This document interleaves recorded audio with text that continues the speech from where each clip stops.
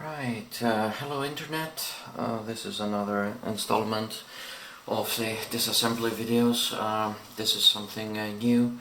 As you can see, this is a Asus Strix card, but this is a RX VEGA 64 OC edition. This will replace my current Sapphire RX 590 in my personal rig. As most of you, I assume, were waiting for the prices to go down,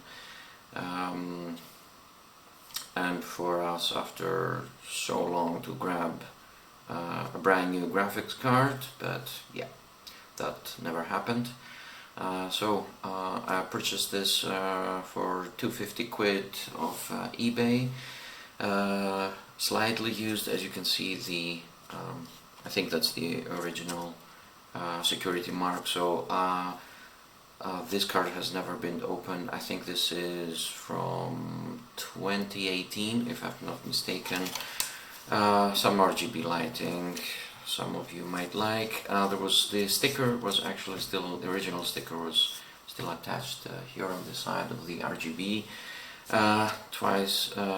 Times 2 8-bit connector, a good slick looking shroud, beefy cooling solution, and since I've purchased this, and since probably this card hasn't been opened the last 4 years, did some light gaming and testing on it, and some of you might know, some of you might not know,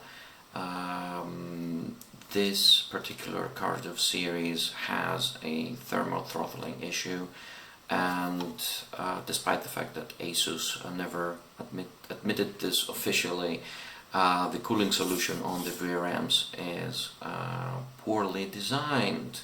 So the VRMs are overheating. I will post pictures from recent testing and everything from Hardware Info. But the VRMs are thermal throttling, because the cooling solution is not adequate. And we'll go deeper into this. So I don't know if the camera can pick this up. This is the Vrm section. You can see this yellow thermal pad here. This is of poor quality, and as you can see, it seems like a small fin stack on the black base plate here. So this is a later designed, corrected Asus Strix model. The original one didn't have this extra bit here. Let me bring it a bit closer to the camera, maybe it can pick it up, or not. In any case, we'll disassemble it. I'll show you much in more detail. So Asus corrected this with a redesigned base plate that touches the one single VRM that was not touching the heatsink, so the heat from the VRM could not be transferred over to the fin stack for the heat to dissipate. So you could see 100 Cs of temperature on the VRMs. The card, the maximum limit of speed on this card, on the clock, on the GPU core, excuse me, supposed to be 1590, 1530, but it never could reach. Even on my testing, I realized this. So I owned this card before. It was a 56 model, but back then I didn't know what's going on. I didn't know why the card was thermal throttling and everything, and why it's running so hot. So I had to return it. Now I find myself yet again with the VEGA 64, this time with the same cooling solution from Asus, and yeah, we'll address this issue properly this time. I'll disassemble this card. I brought proper thermal pads and everything. I brought my trusty calipers. This time we're gonna repaste the card. Yeah, without further ado, let's start. Pretty nice, slick shroud, as you can see, and the card is being held out just by the retention kit and some screws here, and that's it. So let's grab my trusty iFixit kit to disassemble everything.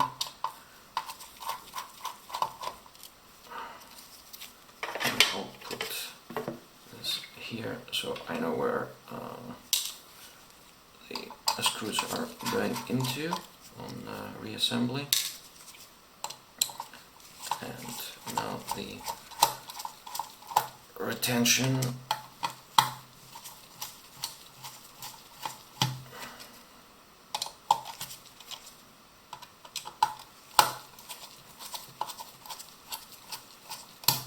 and let's void that warranty once and for all.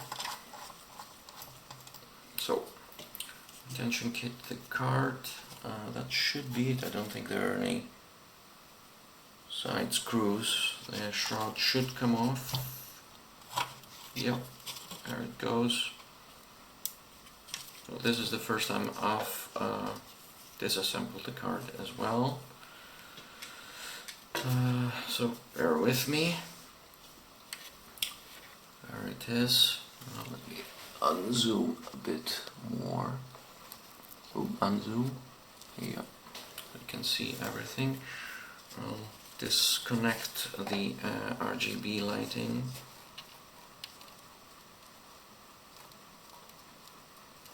Oh, if I can make it. It does not come off.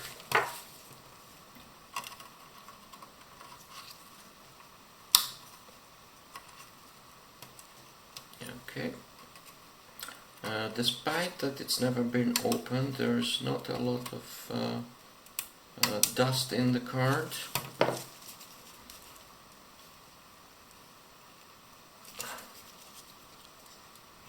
It's a bit tricky to remove. You need to be careful not to pull any of the wires here. This is the part I think that is going to the fans. It's a bit stuck in there.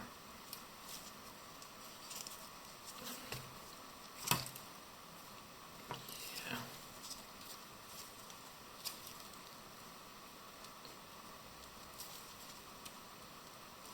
Doesn't move very easily.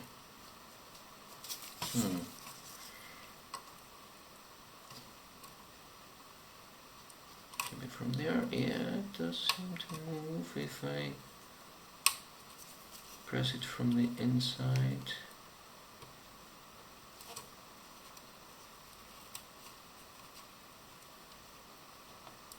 Come on. Oh boy, this is stuck for good.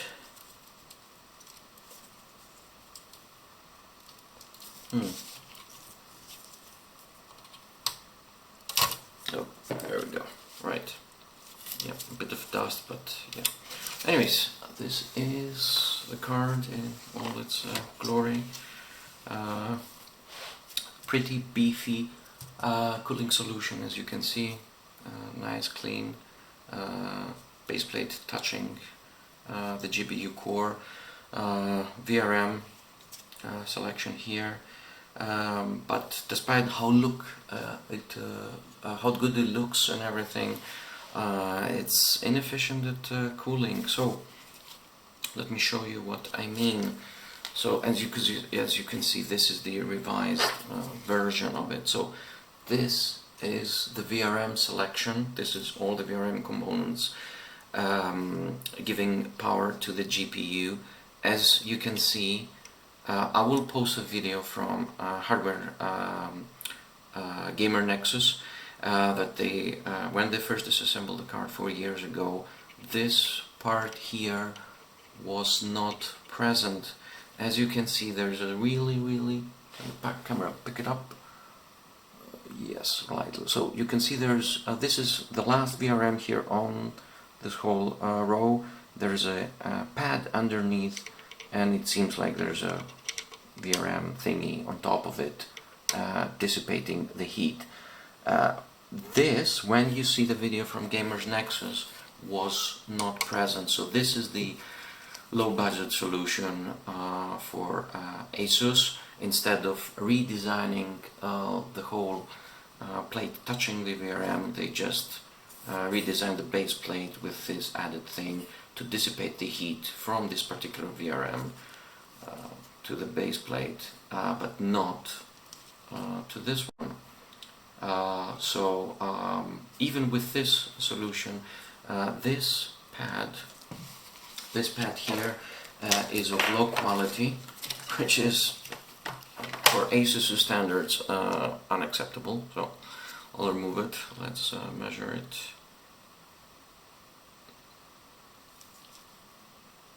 This should be 1 millimeter.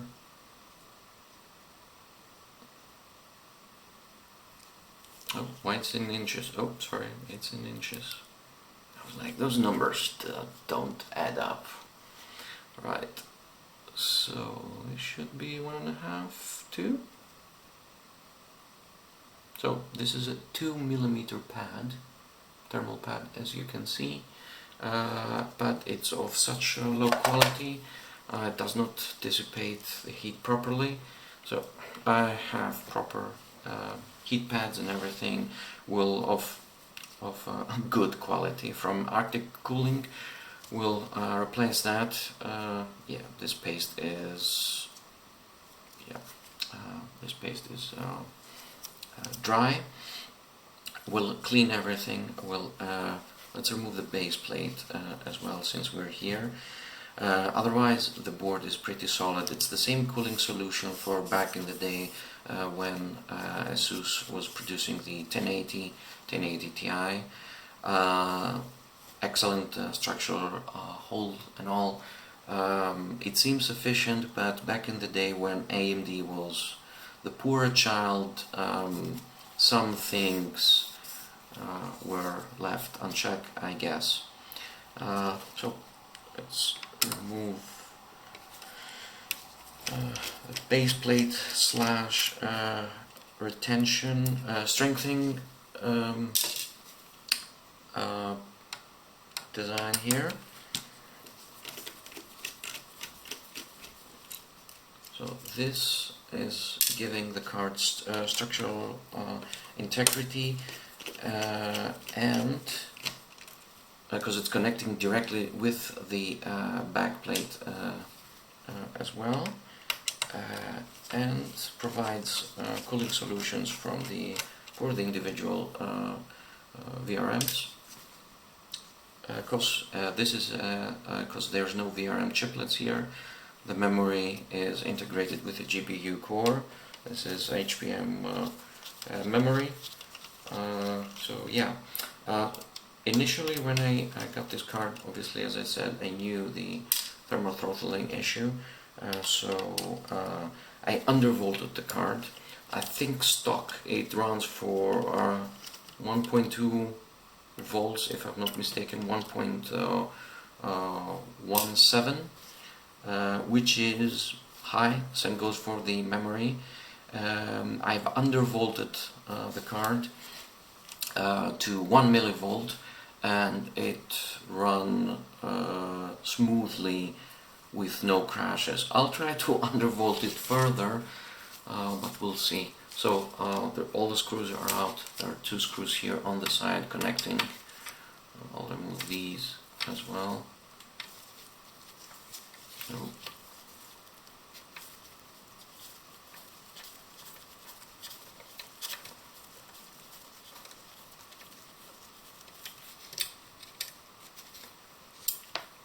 oh, that fell in the fin stack. I'll grab it later.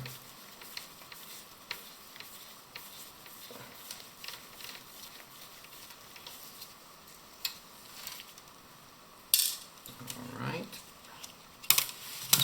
another screw as well. Yep. So now this should... Oh, I forgot one. Yeah.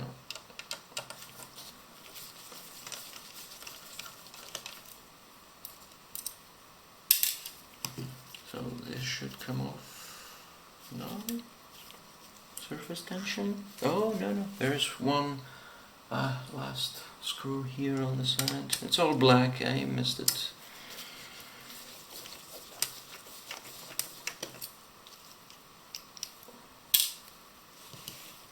Okay. So this has come off nicely. You can see this is the extra thermal pad Asus. That was their low-tech solution. They redesigned this with this protruding outside, and I don't know if the camera can pick it up. There's a half imprint of the VRM, so this is not touching the VRM completely. It's half touching it.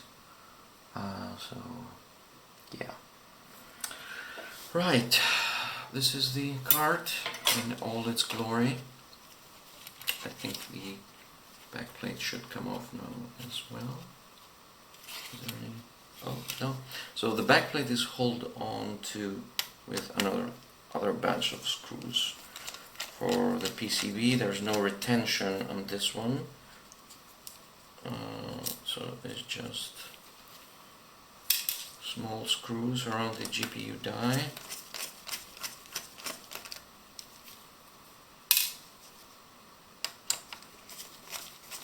Don't see any other ones. The card features a dual BIOS. It has a performance mode and a quiet mode. It's located here. It's on performance mode, of course. So yeah, and oh, there's another screw here on the side.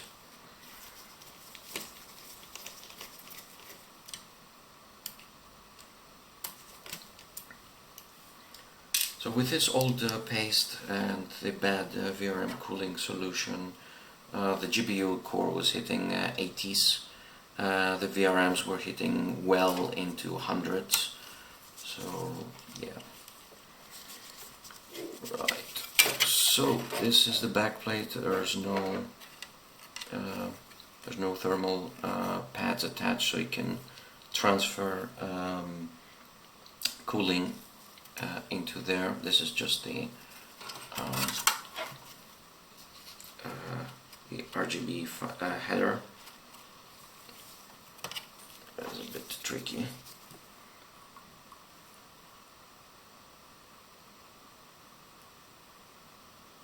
No. This is the first time I've worked with Asus cards. My favorite brand, as you can tell from the previous videos, is Sapphire. It is the choice to go for AMD products, at least. So this is it, a bit of dust and all, and you can see marks of heat dissipation throughout. They could have placed a pad here for heat to dissipate into the backplate, but they didn't. So yeah, this is it. There's a bit of oil from the silicone, but this is normal. Yeah, this is all looking pretty solid. The let's remove the old pads from the memory controller. This looks like half millimeter, 1 millimeter. Yeah, this is a 1 millimeter pad.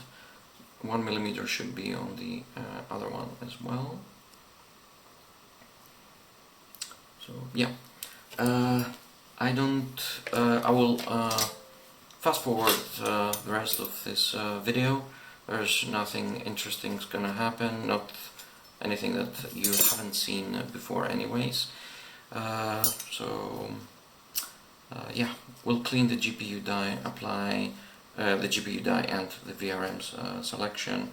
Make sure there's no gunk left from the previous one. Reassemble, and I'll run it off video, of course, and hopefully everything should be a lot smoother. That's it, just bear with me for the rest. So yeah.